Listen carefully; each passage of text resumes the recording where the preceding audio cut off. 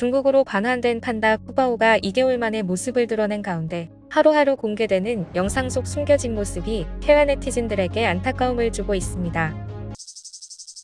지난 12일 중국 매체들은 푸바오를 보러 몰려든 관람객들의 모습을 보도했습니다. 푸바오가 있는 중국 자이언트 판다 보호연구 센터 선수핑 기지는 청도 상류공항에서 내려 차로 2시간이나 떨어져 있어 찾아가기 쉬운 곳은 아닌데요. 그런데도 푸바오를 보기 위해 전 세계에서 몰려든 사람들로 가득했습니다. 그들이 먼 곳 중국까지 간 이유는 하나였습니다.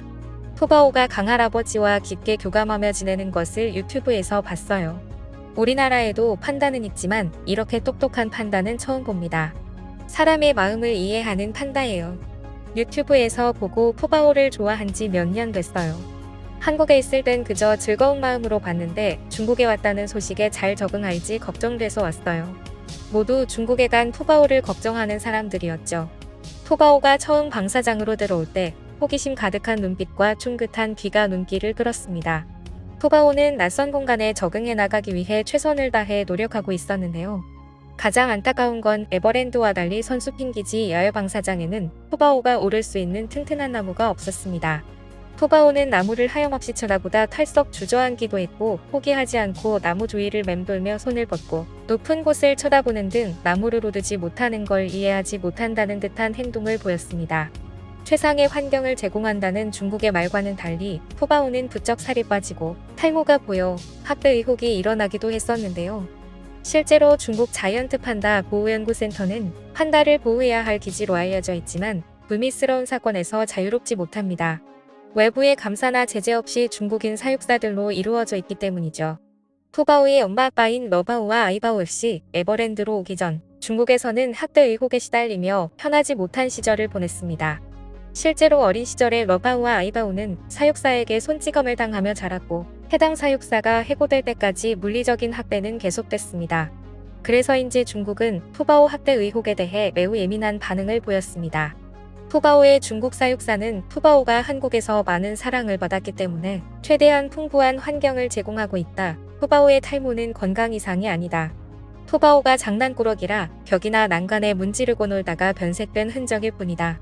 판다는 자주 씻기면 오히려 다른 질병을 유발할 수 있다. 정수리에 생긴 흉터는 미인점이다.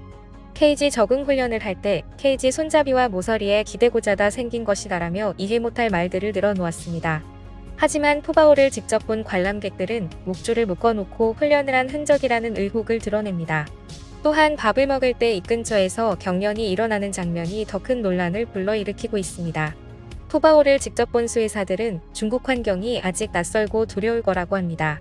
중국 사육사가 포장하려고 둘러댄 모든 말들이 판다가 스트레스를 받아 정형 행동을 할 때 나오는 징후와 매우 흡사하다는 게 이유입니다. 머리를 비비건 앞구르기를 하건 정형화된 행동을 반복하는 건 갑작스러운 주변 환경의 변화에 스트레스를 받았을 때 나타나는 행동임은 분명하기 때문입니다. 이런 상황에 푸바오의 행동이 중국 현지를 눈물바다로 만들었는데요.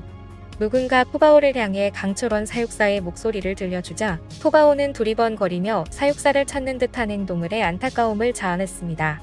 사람들 얼굴을 올려다보며 한참 동안 강 사육사를 찾던 푸바오는 결국 스트레스를 참지 못하고 앞구르기를 했는데요. 이 모습을 본 해외 네티즌들은 차라리 자국의 판다들까지 모두 중국에 조기 반환하자는 반응이 나오고 있습니다. 아무리 마음과 정성을 쏟아 키워봤자 중국으로 반환되면 푸바오처럼 적응하기만 어려워질 것이 뻔하다는 것이죠.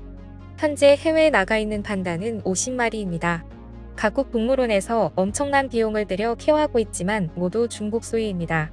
올해는 푸바오 외에도 스페인 마드리드 동물원에서 태어난 새끼 판다 3마리가 중국으로 반환되었습니다. 지난해에는 총 15마리가 중국으로 돌아갔죠. 현재 해외에서는 푸바오 학대 의혹으로 인해 또 한 번 판다가 중국의 돈벌이 수단이라는 비판 여론이 일고 있습니다. 중국은 각 나라의 판다를 대여해주고 판다 보호기금 명목으로 대여료를 받습니다. 실제로 우리나라 역시 매년 약 13억 원을 대여비 명목으로 중국에 납부하고 있기도 합니다. 또한 판다를 처음 사육하려면 판다 사육법을 전수해 줄 중국인 사육사까지 같이 고용해야 하는 법이 있습니다. 판다는 식성이 까다로운 데다가 혈액 검사부터 배설물 검사까지 필수로 해야 하기에 사육 시 관리 비용이 많이 들어갑니다. 실제로 코끼리보다도 유지비가 10배나 많이 드는데요. 판다를 대여한 나라들은 최선을 다해 판다를 보살피지만 중국은 판다를 가지고 갑질을 합니다.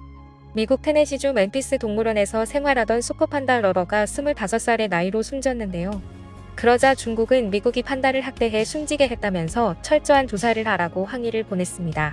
결국 중국 정부는 러러의 시신을 보존하라고 명령한 뒤 전문가를 보내 공동부검까지 했습니다. 부검 결과 사망 원인은 노환이었습니다.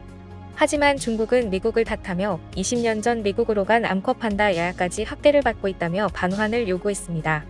야야는 태생적으로 몸이 작게 태어난 데다가 유전적으로 푸석한 털을 가진 판다입니다. 멤피스 동물원은 중국 측에 연간 100만 달러의 대여료를 지급했고 식재료와 사육비 외에도 판다의 전용시설 구축에만 200억 원 넘게 쓴 것으로 알려졌습니다. 그럼에도 불구하고 맞박과 비난이 이어지자 결국 야야를 중국으로 반환했습니다. 하지만 중국에 간 야야 역시 학대 의혹에서 자유롭지 못합니다. 지난해 미국에서 돌아온 판다 메이샹, 텐텐 야까지 미국에 있을 때보다 좋지 못한 상태가 공개되며 중국이 학대하고 있다는 소문이 나고 있습니다. 그러면 중국은 왜 판다를 돌려달라고 한 뒤 방치한 채 학대에 가까운 상황을 만드는 걸까요? 이유를 태국 판다로부터 조금은 읽을 수 있는데요. 지난해 태국 치앙마이 동물원에 있던 21살 암컷 판다 린후이가 숨졌습니다. 린후이는 며칠 전부터 몸 상태가 좋지 않았고 먹이를 먹은 후 힘없이 누워있기만 했는데요. 린후이가 고령인 만큼 담당 수의사는 매일 건강 체크를 했고 특별한 질병 징후는 없었다고 합니다. 하지만 린후이는 결국 세상을 떠나고 말았죠. 하지만 중국은 태국이 거짓말을 하는 거라며 린후이 사망 진상규명팀을 고려 태국으로 보냈습니다. 그리고 부검이 진행되는 동안 중국 네티즌들은 태국이 중국의 국고인 판다를 대여해간 뒤 제대로 돌보지 않았다며 비난을 쏟아냈죠. 하지만 양국 전문가들이 모여 공동부검을 진행한 결과 사인은 역시나 노환으로 밝혀졌습니다. 하지만 중국은 태국 측에 반환해야 할 판다가 죽었으니 1,500만 바트를 보상하라는 청구서를 보냈습니다. 정말 이 정도면 판다 외교가 아니라 판다 사기, 판다 피싱이라고 해도 과언이 아닌데요. 이에 영국 BBC는 판다는 중국의 돈 버는 수단이자 이익을 취하기 위한 수단이라고 강하게 비난했습니다. 중국은 외국의 기술과 무역협정과 판다를 바꾸려 하며 중국이 판다를 독점해 임대를 준 판다가 새끼를 낳으면 중국의 재산이 되어 반드시 중국으로 보내져야 한다는 이상한 논리를 앞세우고 있다고 전했습니다. 현재 푸바오에게 세계의 시선이 주목되며 중국은 판다 외교에 금이 갈까봐 노심초사하고 있는데요. 중국이 더 이상은 판다의 귀여움을 악용해 돈벌이와 정치적 거래의 도구로 삼지 않기를 바랍니다. 지금까지 꿀튜브였습니다. 오늘 영상이 도움되셨다면 구독과 좋아요 부탁드리고요. 앞으로도 꿀튜브 채널에 많은 관심 부탁드립니다. 감사합니다.